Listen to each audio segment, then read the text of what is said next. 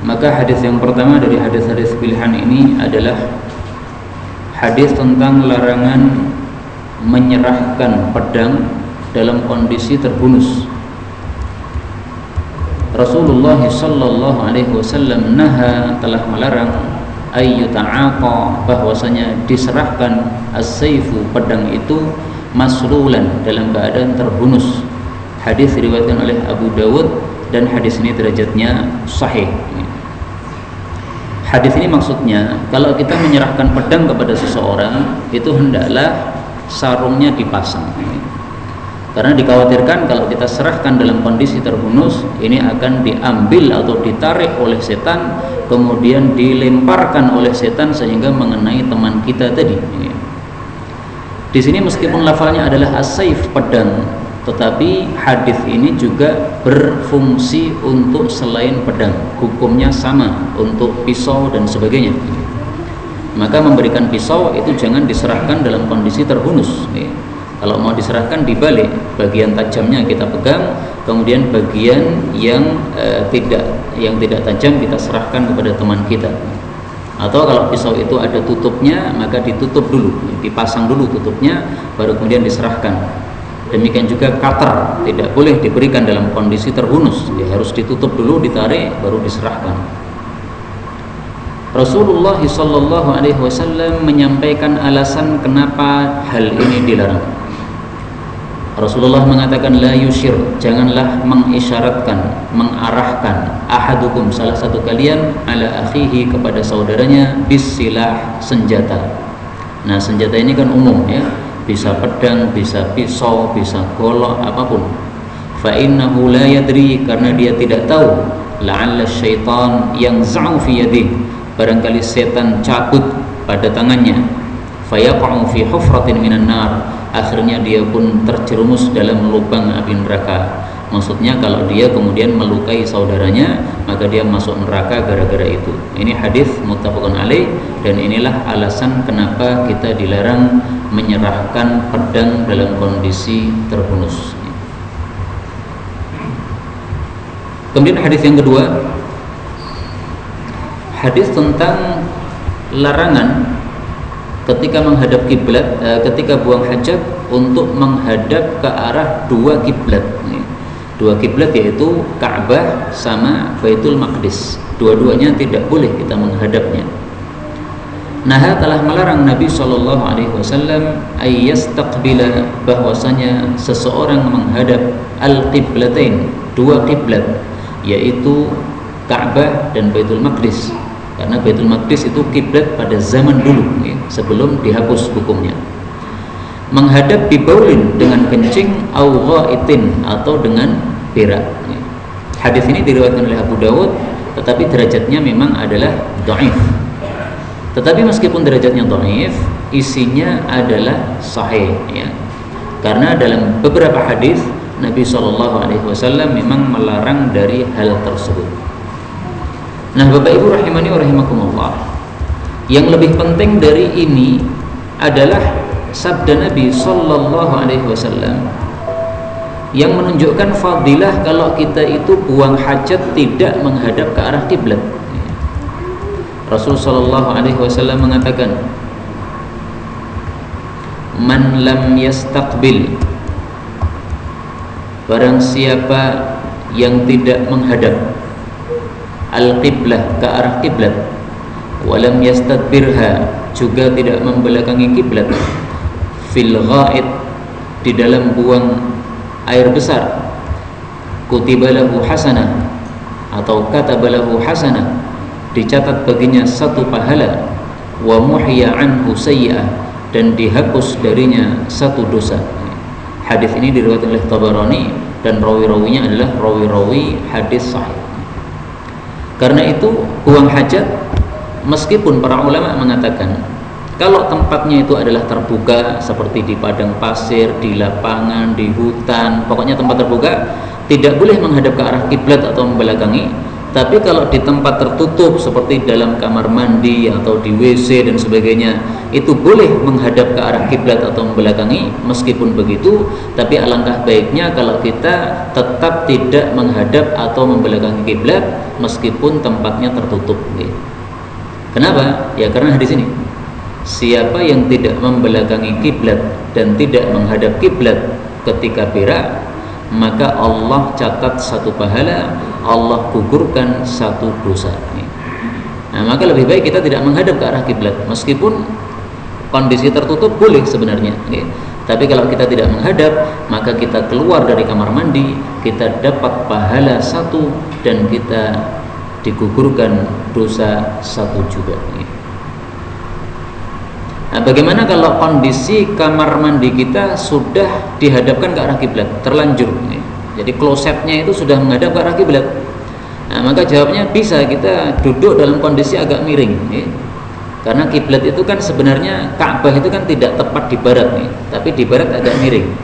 Nah, karena kiblatnya itu barat agak miring ke utara, maka kita duduknya agak miring ke selatan. Nah, maka ini sudah aman. Ini sudah termasuk tidak menghadap ke arah kiblat dan tidak membelakangi kiblat tadi. Oh ya lucu, ya gen lucu. Yang penting dapat pahala. Karena tujuan kita tadi adalah apa? Ingin mendapatkan pahala dari Allah Subhanahu wa taala. Baik, hadis yang ketiga. Monggo. Dulu Ustaz pernah menyampaikan bahwa itu sudah bagaimana kalau geser ini kan itu dalam masalah sholat. Dalam masalah sholat kita tidak wajib menghadap kepada zatnya kiblat, tapi cukup ke arahnya. Itu dalam masalah sholat. Tapi kalau yang kita bicarakan ini adalah masalah yang lain, yaitu masalah buang hajat. Baik, hadis yang ketiga, larangan kencing pada lubang yang kita temukan di tanah-tanah atau di bumi-bumi ini. Nah, telah melarang Nabi SAW ayyubala, bahwasanya dikencingi fil juhri, dalam lubang. Hadis ini saya harus jujur, derajatnya diperselisihkan oleh para ulama. Imam Hakim mensahihkan karena dia meriwayatkannya dalam kitabnya Mustadrak, sementara Syekh Albani katakan dhaif. Tapi mari kita ambil pelajaran darinya. Kenapa dilarang kencing di lubang? Perawi hadis ini yaitu Qatadah ditanya, "Ma yukrahu minal bauli fil juhar?" Kenapa dilarang kencing di dalam lubang? Qala, dia menjawab, "Yuqalu innaha masakinul jin." Konon lubang-lubang itu adalah tempat-tempatnya para jin. Nah, maka kita ambil pelajaran dari sini, jangan sampai kita mengganggu makhluk lain dengan kencing kita. Ini ada lubang, jin tidur di situ, kita kencingi, marahlah dia. Dia keluar, dipegang, itu senjata kita. Nah, nggak bisa kencing lagi. Nah, maka ini bahaya seperti ini. Karena pernah saya dengar cerita itu, ada rumah sakit yang sudah mati lama nggak dipakai, jadi angker begitu. Nah, ada orang-orang malam mampir di situ kencing. Nah, tiba-tiba dia merasa burungnya dipegang. Padahal tidak ada yang megang, nggak ada makhluk. Nah, ini bisa jadi jin marah ini. Dikencingi maka dipegang itu burungnya. Maka karena itu jangan sampai dengan kencing kita mengganggu makhluk lain. Meskipun itu adalah semut, meskipun itu adalah lalat, meskipun itu adalah katak, jangan diganggu. Jangan sengaja kencing dipaskan pada makhluk yang kita lihat. Kita lihat ada semut kumpul di kamar mandi kita, nah kita marah sama semut ini, dikencingi, disori gitu, nggak boleh. Itu mengganggu, itu zalim namanya. Ya kalau kencing kita lezat, nah, kencing kita nggak lezat, ini namanya mengganggu seperti ini. Baik. Kemudian hadis yang keempat yang ingin saya bacakan adalah larangan dari Nabi SAW untuk melakukan sholat seperti caranya orang Yahudi. Lah gimana sholatnya orang Yahudi? Nah, telah melarang Nabi SAW ayyajlisar rajul, bahwasanya seseorang duduk fi sholati, di dalam sholatnya, wa huwa mu'tamidun ala yadihil yusra, sementara dia bertekanan pada tangannya yang kiri. Ini nih. Jadi sholat dalam kondisi tangan kirinya di belakang ini, nggak boleh. At-tahiyatu lillah sambil ini, nggak boleh. Wa qala Rasul sallallahu alaihi wasallam bersabda, "Innaha salatul yahud." Itu adalah salatnya orang Yahudi. Hadis riwayat Imam Hakim dan hadis ini derajatnya sahih. Maka kalau ada orang tua misalnya ya dia tidak kuat untuk duduk tahiyat dan dia harus bertekanan, maka caranya bertekanan jangan dengan tangan kiri berada di belakang. Kalau di samping nggak apa-apa. Ini orang tua sudah lelah ya, maka dia sholat sambil begini nggak ada masalah, karena bukan di belakang. Tapi kalau di samping kiri begini, mohon maaf, saya ulangi. Rasul Shallallahu Alaihi Wasallam melarang seseorang duduk dalam sholatnya bertekanan pada tangan kirinya. Ini tidak ada kata-kata belakang, mohon maaf. Jadi mau belakang mau samping tetap apa? Tidak diperbolehkan.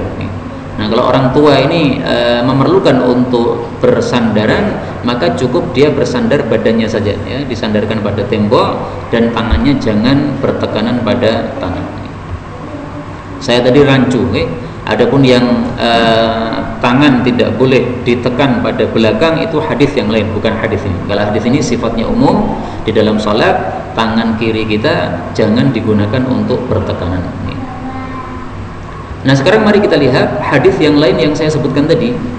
Larangan duduk meskipun bukan dalam salat dengan meletakkan tangan kiri di belakang kita, dan itu bagian sininya yang menempel pada tanah. Ini dilarang seperti ini. Hadisnya diriwayatkan oleh Abu Daud dari Syarid bin Suwaid. Dia mengatakan, marrobi Rasulullah sallallahu alaihi wasallam. Rasulullah melewati saya. Wa ana jalisun hakada, sementara saya sedang duduk seperti ini. Seperti ini apa? Wa qad wada'tu yadil yusra khalfa dhahri. Saya sudah meletakkan telapak tangan kiri saya di belakang punggung saya. Wa taka'tu ala al-yadi, dan saya bertekanan pada bagian empuk dari tangan saya. Ini bagian empuknya sini. Ini namanya alyah. Faqala, maka Nabi mengatakan, ata'qudu qi'datal maghdubi alaihim, apakah kamu duduk seperti duduknya orang-orang yang dimurkai oleh Allah? Orang-orang yang dimurkai oleh Allah biasanya adalah siapa? Orang-orang Yahudi. Maka hadis ini derajatnya sahih, menunjukkan dalam kondisi di luar salat kita dilarang untuk duduk bertekanan dengan tangan kiri ditaruh di belakang dalam kondisi bagian aliyah ini menempel pada tanah. Kata guru saya, Syekh Abdurrahman As-Suri, ya, seorang kiai dari Suriah tapi tinggalnya di Malaysia sekarang ya, karena nikah di Malaysia. Kata beliau, kalau bertekanannya itu tidak di belakang tapi di samping, maka boleh. Kenapa? Karena hadis tadi hanya bicara tentang bertekanan di belakang. Demikian juga kalau bertekanannya tidak pada aliyah, tapi bertekanannya pada jari-jari ini, maka ini boleh meskipun di belakang. Belakang tapi begini, nggak apa-apa. Jadi menurut beliau memahami hadis ini ya sesuai zahirnya. Dalam hadis ini yang dilarang hanyalah ini, khalfa dhahri, di belakang punggung, dan itu ala al-yadi, pada bagian empuknya ini. Maka berarti kalau tidak itu nggak apa-apa. Jadi masya Allah beliau memahami hadis ini sesuai lafalnya, jangan diubah-ubah. Lafalnya itu yaitu. Sementara kalau selain ini maka hukum asal dari segala sesuatu adalah diperbolehkan. Wallahu a'lam bishawab. Maka kalau tangan kanan nggak apa-apa, tangan kanan di belakang, sementara yang kita tempelkan bagian aliyah juga nggak apa-apa, karena tangan kanan. Yang dilarang kan tangan kiri. Maka berarti yang dilarang itu adalah tangan kiri di belakang punggung, yang ditempelkan bagian empuknya ini. Selain itu semuanya diperbolehkan. Hadis berikutnya, kita mengenal bahwasanya haji itu ada 3 macam. Napa mawon, Pak? Haji tamattu, haji qiran, sama haji ifrad. Nah ternyata saya baru menemukan hadis yang melarang untuk haji qiran. Nah telah melarang Nabi SAW ayyaqrina bainal haji wal umrah, bahwasanya seseorang mengqiran haji dan umrah. Qiran itu digabung, jadi dia mengucapkan satu lafal niat haji umrah bareng, labbaik Allahumma hajjan wa umratan, haji dan umrah digabung. Nah itu namanya haji qiran. Nah ini dilarang oleh Nabi SAW. Tapi ternyata hadis ini derajatnya diperselisihkan ulama. Kata Syekh Albani hadis ini dhaif. Sementara kata Munawi hadis ini hasan. Artinya gini, kalau kita beranggapan hadis ini dhaif, berarti enggak jadi masalah, okay? Tidak dilarang berarti, okay? Karena hadis dhaif tidak bisa dijadikan dalil.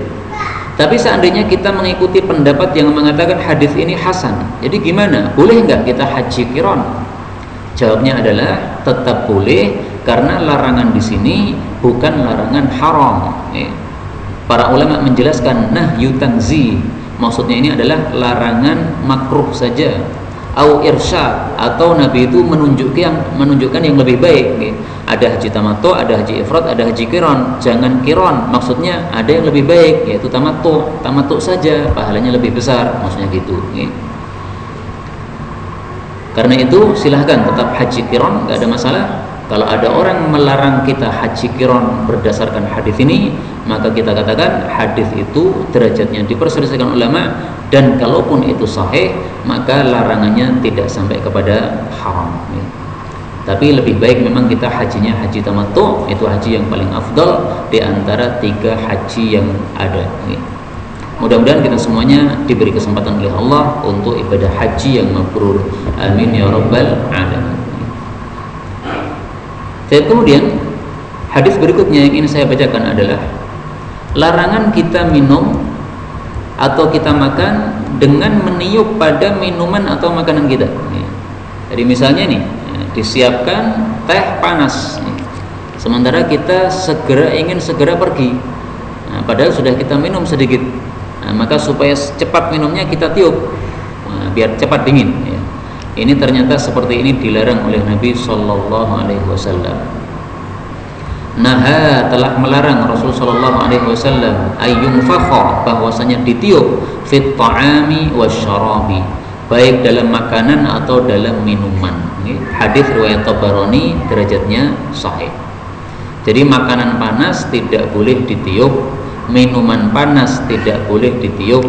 Minuman di situ ada serangga masuk, semut misalnya, kemudian kita tiup supaya menepi, nggak boleh. Caranya menepikan pakai tangan aja, ya, ditepikan, diambil. Jangan pakai tiupan. Nah, mungkin muncul pertanyaan, kenapa sih Islam ini kok melarang meniup makanan minuman? Mari kita lihat penjelasan ulama. Larangan ini sebabnya ada 2. Pertama, li'anna an-nafkha yadurru ghairahu, karena kalau kita meniup makanan atau minuman ini akan mengganggu orang lain yang akan minum.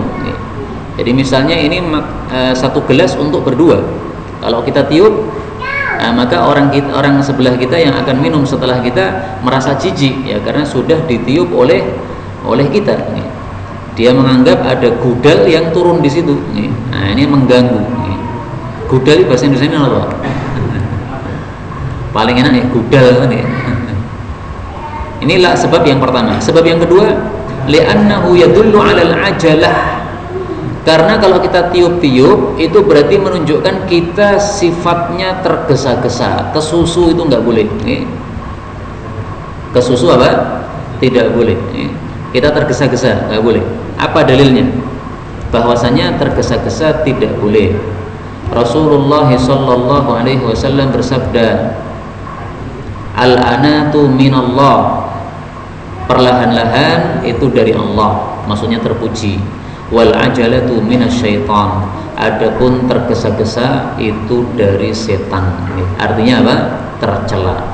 Karena itu Islam melarang meniup makanan yang panas atau minuman yang panas, karena itu menunjukkan ketergesa-gesaan kita. Santai aja. Kalau dikipasi nggak apa-apa, karena yang dilarang hanyalah apa? Meniup. Sementara mengipasi nggak ada masalah. Hadis terakhir yang ingin saya bacakan, setelah itu nanti kita buka tanya jawab secara bebas, baik materi kita atau secara umum. Bolehkah seorang imam mengumandangkan azan, demikian juga mengumandangkan iqamah, setelah itu mengimami? Jadi gabung semuanya, boleh nggak Pak? Karena kemarin saya itu mampir di satu masjid, ternyata muadzinnya adalah imamnya. Imam setelah dia azan, setelah itu jadi imam. Ternyata ada hadis yang melarang. Naha, melarang Rasul sallallahu alaihi wasallam ayyakunal imam, bahwasanya imam menjadi muadzin. Tetapi hadis ini riwayat Baihaqi, derajatnya dhaif. Sudah sering kita ulang-ulang bahwa hadis dhaif tidak bisa dijadikan sebagai dalil. Jadi kesimpulannya, muadzin imam boleh enggak? Boleh. Umar bin Khattab pernah mengatakan, sahhan Umar, telah sahih dari Sayyidina Umar, dia mengatakan, lau utiqul adzan, kalau saya bisa merapel sebagai muadzin ma'al khilafah, juga sebagai khalifah. Khalifah itu kan biasanya jadi imam juga. Artinya kalau saya bisa menjadi muadzin dan imam, la adzantu, niscaya saya akan adzan dan jadi imam. Diriwayatkan oleh Sa'id bin Mansur dalam kitab Sunannya. Karena itu para ulama dalam masalah ini berselisih pendapat. Wakhtalafas salaf, ulama salaf berselisih pendapat fil jam'i bainahuma, menggabungkan antara sebagai muadzin dan sebagai imam. Qila yukrah, ada yang berpendapat makruh, tamassukan bihadzal hadis, berdasarkan hadis ini. Tapi sudah kita katakan tadi, hadisnya dhaif, tidak bisa dijadikan dalil. Pendapat yang kedua, al-jumhur, mayoritas ulama, ala adamil karahah, tidak makruh. Kenapa? Berdasarkan perkataan Umar tadi. Umar mengatakan, kalau saya mampu jadi muadzin plus imam, saya pasti akan lakukan. Pendapat yang ketiga, khilaful aula, itu adalah menyelisih yang lebih utama. Nah, kalau ini saya setuju ini. Ini menyelisih yang lebih utama seperti ini.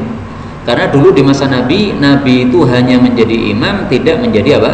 Muadzin. Nah, berarti kalau kita tidak seperti itu, kita tidak sesuai Nabi, berarti malah menyelisih Nabi, itu berarti menyelisih yang lebih utama.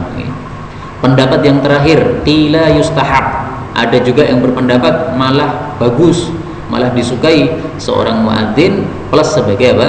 Imam, karena menggabungkan dua kebaikan. Adzan ini pahala, menjadi imam juga pahala, dua pahala digabungkan, bagus. Sama dengan kita punya dua istri, nah, lebih bagus daripada apa? Satu istri. Dan pendapat ini disahihkan oleh Imam Nawawi. Tapi kalau saya pribadi, saya tidak cenderung kepada pendapat ini. Kenapa? Nabi tidak melakukannya. Nabi justru hanya sebagai imam, beliau tidak menjadi muadzin. Maka siapa yang menggabungkan antara menjadi imam dan muadzin, itu adalah khilaful aula, menyelisih yang lebih utama. Mungkin ada yang bertanya, bukankah Nabi pernah azan plus mengimami? Tayyib, saya bacakan hadisnya bahwa Nabi itu konon pernah azan lalu mengimami. Diriwayatkan oleh Imam Turmudi bahwasanya dalam satu safar, famutiru, orang-orang terkena hujan di dalam safar ini. Fa'adzana Rasulullah sallallahu alaihi wasallam, lalu Rasulullah adzan wa huwa ala rahilatihi, waktu itu beliau masih di atas kendaraannya, jadi adzan sambil duduk di atas kendaraan. Wa aqama, lalu beliau mengqamati. Fataqaddama, lalu beliau maju ala rahilatihi, masih di atas untanya. Fasalla bihim, lalu beliau salat di atas untanya tadi, yumi'u ima'an, dengan berisyarat. Artinya rukuknya itu hanya menundukkan badan, kemudian sujudnya hanya menundukkan badan lebih rendah lagi. Nah, ketahuilah bahwa hadis ini derajatnya adalah dhaiful isnad, sanadnya dhaif ya. Jadi tidak benar bahwasanya Nabi pernah azan qomat imam, enggak benar ya, karena hadisnya apa? Dhaif. Inilah Bapak Ibu rahimani wa rahimakumullah, 7 hadis yang ingin saya sampaikan pada majelis kali ini. Masih ada sisa waktu sekitar 10 menit, bisa kita buka untuk tanya jawab secara bebas.